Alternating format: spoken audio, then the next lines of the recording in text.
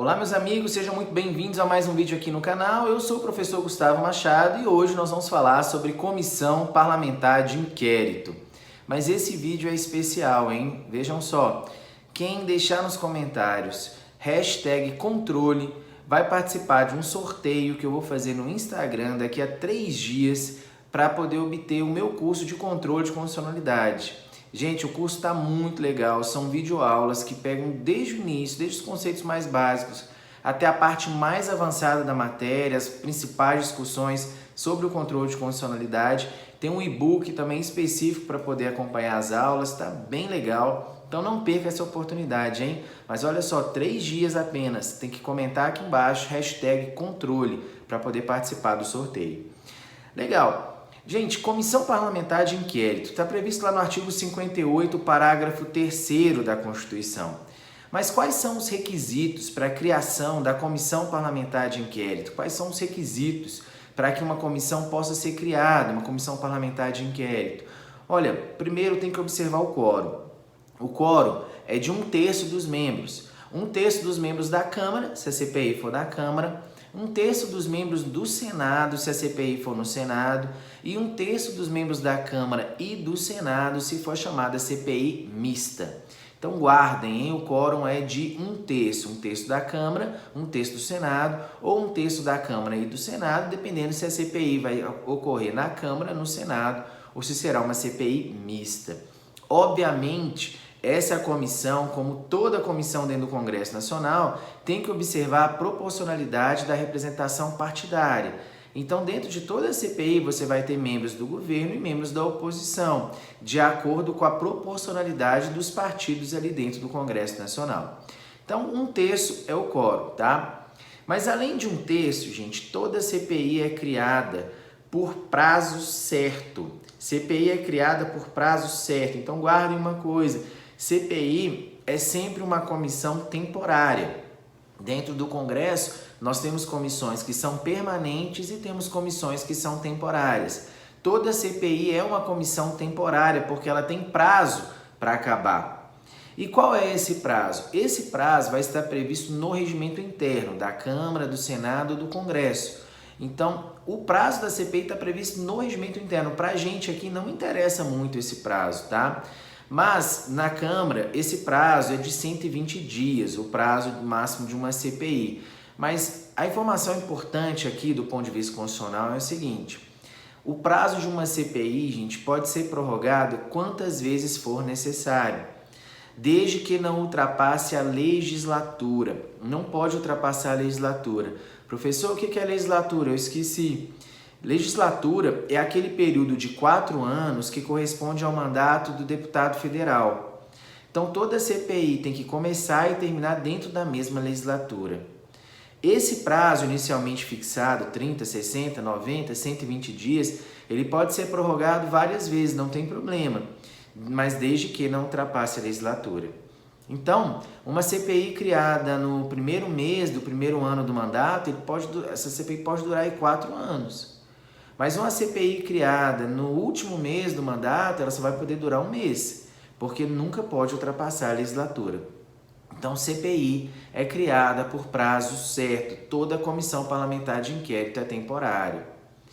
Outro requisito da CPI é que a CPI é criada para apurar um fato determinado. A CPI precisa especificar no momento da sua criação qual é o fato que vai ser objeto da investigação.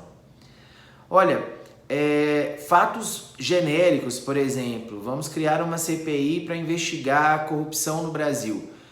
Óbvio que não pode, porque primeiro que não ia acabar nunca, né? E segundo que é genérico demais. Agora, se for criada uma CPI para apurar os desvios, o sobrepreço numa licitação feita dentro da Petrobras, então observem, você especificou o objeto e aí tudo bem, o fato passa a ser determinado. Eu gosto de pensar, gente, que a CPI é como um rio, assim. Todo rio tem uma nascente. Essa nascente é um fato determinado. Agora, para onde essa água vai jorrar, ninguém sabe. Então, a CPI nasce para apurar um fato determinado, mas pode acontecer que a CPI acabe apurando fatos que não estavam diretamente relacionados à origem. Não tem problema nenhum. desde que esses fatos sejam conexos, decorram diretamente daquele fato que originou a CPI, tudo bem, não tem problema nenhum. Então, retomando aqui, CPI deve observar o seu quórum de instalação, ela é criada por prazo certo e para apurar um fato determinado. Esses requisitos estão previstos lá no artigo 58, parágrafo 3º da Constituição. Mas tem um outro requisito que também é sempre lembrado, que é a necessidade da relevância pública. Toda CPI tem que apurar um fato determinado que tenha relevância pública. Não se abre uma CPI para apurar um fato que tem uma relevância estritamente privada. E, aliás, essa questão da relevância pública é importante até para a gente verificar a competência da CPI. Como assim? Olha só, um fato de relevância nacional só pode ser objeto de CPI no Congresso Nacional. Um fato de relevância regional só pode ser objeto de CPI onde? Na Assembleia Legislativa. E um fato de relevância pública local só pode ser objeto de CPI no âmbito municipal.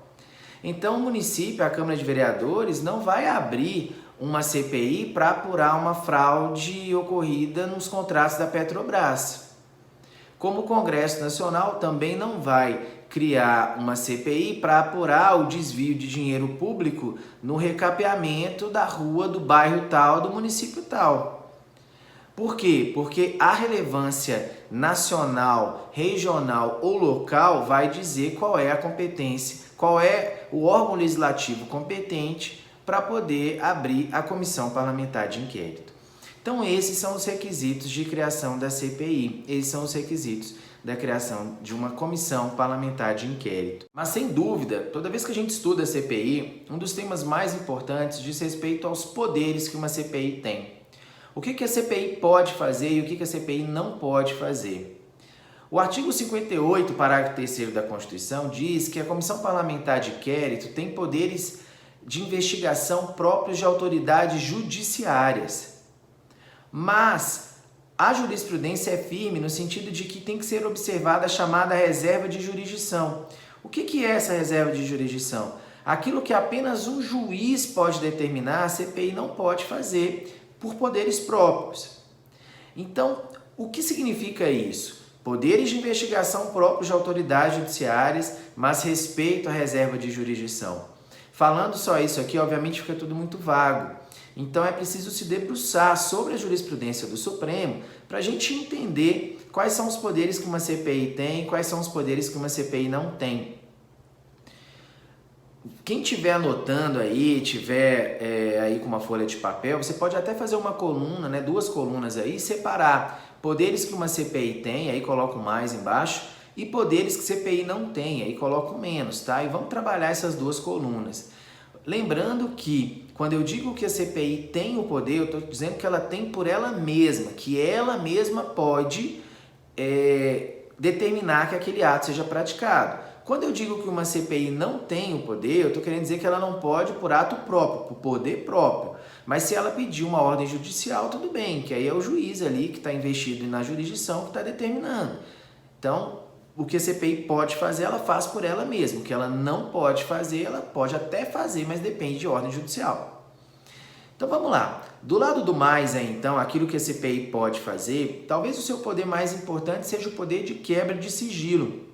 A CPI pode quebrar sigilo bancário, fiscal e telefônico. A CPI pode quebrar sigilo bancário, fiscal e telefônico.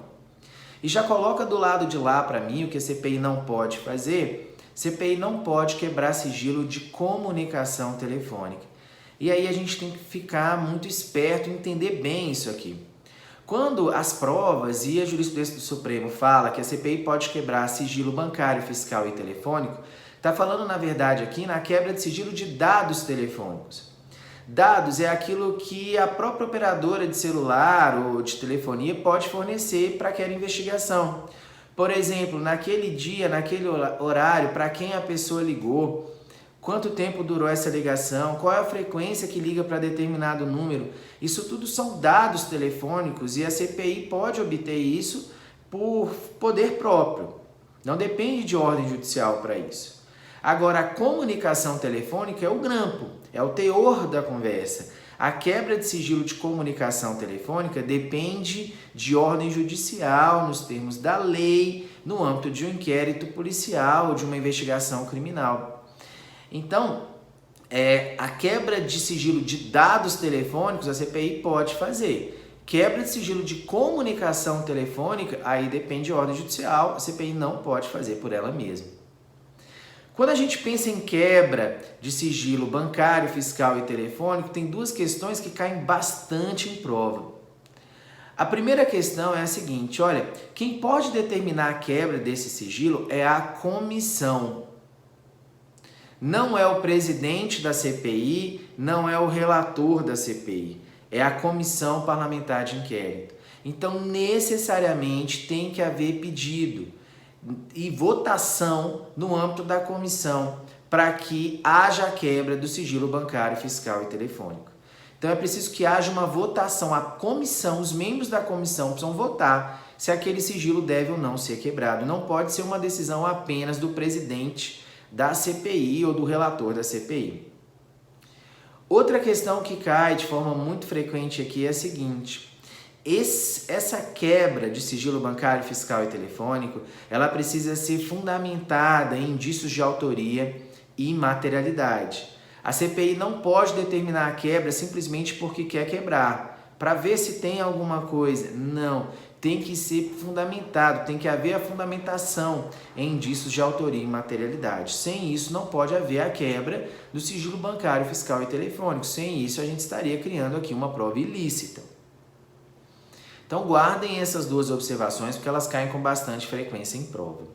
Outra questão importante sobre a quebra do sigilo bancário, fiscal e telefônico é que em relação ao sigilo bancário e fiscal, o Supremo já entende, já entendeu aí que tanto o Congresso Nacional quanto as Assembleias Legislativas nos estados podem determinar a quebra de sigilo bancário e fiscal. Porém, Câmara de Vereadores pode abrir CPI? Pode, mas não pode determinar a quebra de sigilo bancário e fiscal. O argumento do Supremo aqui foi simplesmente pragmático. Como a gente tem mais de 5 mil municípios no país, o Supremo ficou com certo receio aí de haver uma vulgarização, um exagero nessas quebras de sigilo, se a gente desse aí poder a mais de 5 mil câmaras de vereadores quebrá-las. Então não pode, tá? A Câmara de Vereador não pode quebrar sigilo bancário e fiscal. Congresso Nacional e Assembleia Legislativa ou a Câmara Legislativa do DF podem quebrar. Fechado? Então legal, gente, vamos avançar aqui. Olha, outro poder que uma CPI tem é de determinar a busca e apreensão pessoal. Busca e apreensão pessoal é aquela que faz na própria pessoa. A pessoa está andando ali pela rua, chega alguém lá e faz uma busca e apreensão nela. Mas CPI não pode determinar a busca e apreensão em domicílio. Esse é um poder que a CPI não tem, porque a casa é asilo inviolável. Nela ninguém pode entrar nem permanecer, salvo aquelas hipóteses previstas na Constituição, entre elas com ordem judicial durante o dia. Então, CPI pode até determinar uma busca e apreensão pessoal, mas jamais busca e apreensão em domicílio. Outra coisa, CPI pode determinar, gente, a prisão em flagrante. Pode, porque todo mundo pode, eu posso, você pode. A prisão em flagrante pode acontecer por qualquer um. Imagine ali, um desrespeito, aos membros da CPI, um crime de desacato ou um crime de falso testemunho. Pode ser dada ali uma ordem de prisão em flagrante. Agora, a CPI não pode determinar a prisão temporária, a prisão preventiva. A CPI não tem esse poder de determinar a prisão temporária ou a prisão preventiva. Só a prisão em flagrante, mesmo assim, são casos bem específicos. Legal, vem comigo aqui. Gente, comissão parlamentar de inquérito pode ouvir testemunhas compromissadas, testemunhas que juram dizer a verdade. A CPI, gente, ouve essas testemunhas, e essas testemunhas são obrigadas a dizer a verdade, sob pena de cometer crime de falso testemunho. Elas são compromissadas. E, inclusive, elas podem ser conduzidas sob vara, como a gente fala, que é a chamada condução coercitiva. Elas podem ser conduzidas à força a uma CPI para que lá elas prestem depoimento. Professor, mas a condução coercitiva, o Supremo não tinha julgado inconstitucional? Não, gente. O Supremo julgou inconstitucional a condução coercitiva para ouvir o investigado ou o réu. Agora, a testemunha continua sendo obrigada a comparecer. Ela pode, inclusive, ser conduzida coercitivamente, não se esqueçam, tá? Então, a CPI tem esse poder de ouvir testemunha, de ouvir uma testemunha compromissada, inclusive de determinar uma condução coercitiva para que essa testemunha compareça. Só cuidado, gente, aí você pode colocar do lado de lá, tem uma jurisprudência interessante do Supremo, que o Supremo entendeu que a CPI não tem poder para determinar que um índio deixe as suas terras para poder depor numa CPI. Como assim? É óbvio que eu estou falando aqui do índio que ainda não foi aculturado, daquele índio que tem aquela ligação umbilical, emocional, fortíssima com a terra. Para esses índios, tirá-lo ali daquele pedacinho de chão é uma violência muito grande contra a sua pessoa. Então o Supremo disse, olha, se é preciso ouvir esse índio numa CPI, então que a CPI vá até ele. Mas a gente não pode obrigar o índio a deixar esse pedacinho ali de chão, que ele tem essa ligação forte emocional, para vir a Brasília depor. Bem, um outro poder que a CPI tem é de ouvir o investigado. A CPI pode ouvir o próprio investigado, aquela pessoa que está sendo ali objeto da investigação. A CPI pode ouvi-lo. E aqui lembrando que esse investigado pode chegar ali na CPI e não falar nada. Ele pode usar o direito constitucional dele ao silêncio e falar o seguinte, falar, olha, eu estou aqui, mas não vou falar nada, porque eu alego aqui o meu direito constitucional de permanecer calado. Cuidado, gente, não vamos confundir aqui o investigado com a testemunha. A testemunha não pode chegar numa CPI e dizer, olha, eu vou usar o meu direito constitucional de permanecer calado e não vou falar nada. A testemunha não pode fazer isso. Porque a testemunha se obriga a dizer a verdade e se obriga também a não omitir os fatos de que tem conhecimento. Então, a testemunha é obrigada a falar sobre os fatos que ela tem conhecimento. Porém, cuidado aqui, tanto a testemunha quanto o investigado têm o direito de não produzir provas contra si mesmo. Então, basicamente, o que você tem que pensar para isso não confundir sua cabeça? O investigado pode chegar lá e falar, eu não vou exercer o meu direito constitucional de permanecer calado, não vou falar nada. Já a testemunha tem que falar. A testemunha só não vai responder perguntas que podem significar a produção de provas contra ela mesma. Eu gosto de dar um exemplo simples, que é o seguinte, imagina que a CPI pergunta para uma testemunha, você conhecia o Carlinhos Cachoeira? Ele vai responder sim ou não, tem que responder. Agora, se a CPI pergunta para ele, você sabia que o Carlinhos Cachoeira tinha conta número tal nas Ilhas Caimã? Aí ele pode dizer, não, aqui eu vou exercer o meu direito constitucional de permanecer calado. Porque de repente, se ele diz que sim, que ele sabia, ele deixa de ser testemunha e vira réu. É uma linha tênue. Por isso, o Supremo entende que tanto a testemunha quanto o investigado têm o direito de comparecer a uma CPI acompanhado por advogado. Por quê? Porque é uma linha tênue ali, até que ponto a testemunha pode falar, até que ponto ela estaria produzindo provas contra ela mesma. Então, o Supremo reconhece esse direito, tanto das testemunhas quanto do investigado, de comparecer ali acompanhado por um advogado. Olha, outra coisa interessante é a seguinte, CPI, gente, Comissão Parlamentar de Inquérito, não pode determinar indisponibilidade de bens. CPI não determina indisponibilidade de bens. Nem aquelas medidas assecuratórias previstas lá no Código de Processo Penal, sequestro, arresto, hipoteca legal, nada daquilo que está previsto ali no Código de Processo Penal, como uma medida cautelar de retenção ali de bens, pode ser determinado diretamente por uma CPI. A CPI não tem esse poder. Um poder que a CPI também não tem, gente, um poder também que a CPI não tem, que vocês precisam guardar, é que a CPI não pode reter passaporte. CPI não pode impedir que alguém deixe o país retendo o passaporte da pessoa. Esse é um poder que a CPI não tem, ela não pode reter o passaporte das pessoas. Isso depende de ordem judicial. Mais um poder aqui que a CPI não tem Gente, essa é muito boa, hein? Essa, se eu não estivesse falando aqui, talvez você errasse na hora da prova.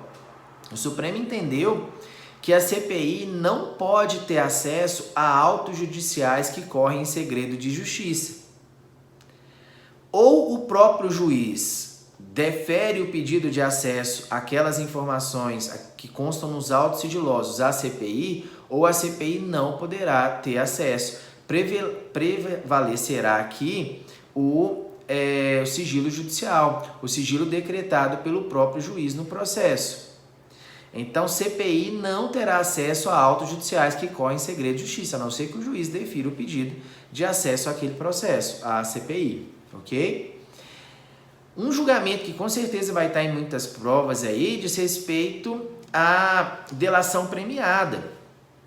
Uma comissão parlamentar de inquérito não pode ter acesso à delação premiada durante a fase sigilosa. Como a gente sabe aqui, numa delação premiada, eu tenho uma fase que é sigilosa, aquela fase que o Ministério Público, a polícia está ali obtendo os depoimentos, vendo quais provas que estão sendo produzidas e vendo se é possível costurar um acordo. Tudo isso é feito dentro de uma fase sigilosa. Depois que a delação premiada ela é homologada por um juiz, aí sim pode ser que haja a quebra do sigilo. Mas durante essa fase sigilosa, uma comissão parlamentar de inquérito não pode ter acesso àquilo que está sendo feito, àquilo que está sendo produzido. Não pode. Então depende necessariamente de ordem judicial. Para a gente fechar aqui então, só para a gente lembrar desse ponto importante, delação premiada durante a fase sigilosa, CPI não pode ter acesso, salvo se o próprio juiz deferir. Mas o natural é que a CPI não tenha acesso à delação premiada na sua fase sigilosa. Bem, um poder que obviamente a CPI tem é de requisitar documentos, de convocar autoridades para poder depor naquela CPI, inclusive requisitar a presença de ministros de Estado.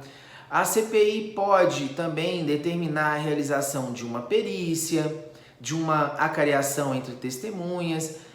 Todos esses atos próprios de uma investigação a CPI pode fazer. Então, gente, esses são os principais poderes, aquilo que uma CPI pode fazer, aquilo que uma CPI não pode fazer. Dificilmente vai cair alguma coisa na sua prova que eu não tenha falado aqui. Olha, qual é o resultado de uma CPI? Como que uma CPI termina? Qual é o resultado que a CPI entrega? Bem, eu sempre tenho um aluno engraçadinho para dizer pizza. Não, tudo bem, gente, mas vamos voltar aqui para o mundo do direito, né? Vamos deixar o mundo dos fatos ali de lado e vamos aqui para o mundo do direito. No mundo do direito, o que a CPI entrega, gente, é um relatório de investigação. E esse relatório de investigação vai ser encaminhado para o Ministério Público, se for o caso, e aí o Ministério Público vai iniciar uma ação civil, uma ação penal. Mas também esse relatório pode ser encaminhado para outros órgãos ou outras autoridades, sei lá, para o Ministério Público, para o Banco Central do Brasil, para a Comissão de Valores Imobiliários, para o Tribunal de Contas, para a Controladoria Geral da União. Aquele relatório de investigação será encaminhado para os órgãos competentes, que aí sim eles darão andamento no sentido de tentar punir ou não alguém. O que você não pode esquecer é que CPI, gente, não vai ajuizar ação penal contra ninguém. CPI não apresenta denúncia. A CPI investiga e esse relatório final da CPI será encaminhado para o órgão competente para que aí sim seja tomada a providência tanto no âmbito civil quanto no âmbito criminal. É isso, gente. Espero que vocês tenham gostado do vídeo. Se inscrevam aqui no canal, me acompanhem lá no Instagram, deixem aqui embaixo em #controle para participar do sorteio do curso de controle de constitucionalidade. Vou deixar o link aqui embaixo também para quem estiver vendo esse vídeo depois e quiser adquirir o curso, o link está aqui embaixo, tá bom? Valeu, até a próxima, tchau, tchau!